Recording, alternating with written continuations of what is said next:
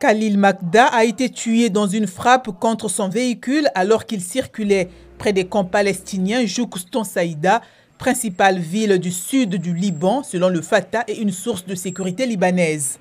L'armée israélienne affirme qu'un de ses avions a frappé le terroriste Khalil Hussein Khalil al-Makda dans la région de Saïda.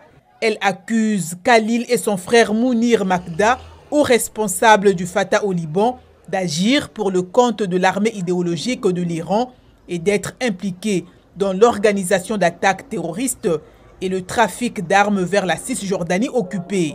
Les habitants décrivent une situation difficile. Nous traversons une période très difficile ces jours-ci, mais avec l'aide de Dieu, nous restons forts. Ils nous ont pris pour cible dans le village de Nebishit.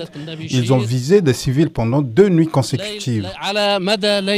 La branche militaire du Fatah dénonce le lâche assassinat de Khalil Makda, qui, selon elle, jouait un rôle central en soutenant le peuple palestinien et sa résistance dans la guerre en cours contre Israël à Gaza. La population en appelle à l'aide à Gaza. Nous espérons que le monde arabe agira contre ce régime oppressif et soutiendra la population de Gaza qui n'a ni eau ni nourriture.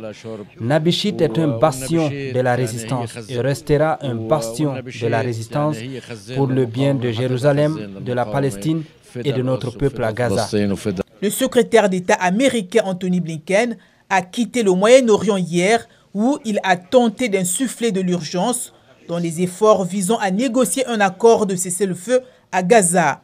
Mais aucun accord entre Israël et le Hamas n'a encore été trouvé.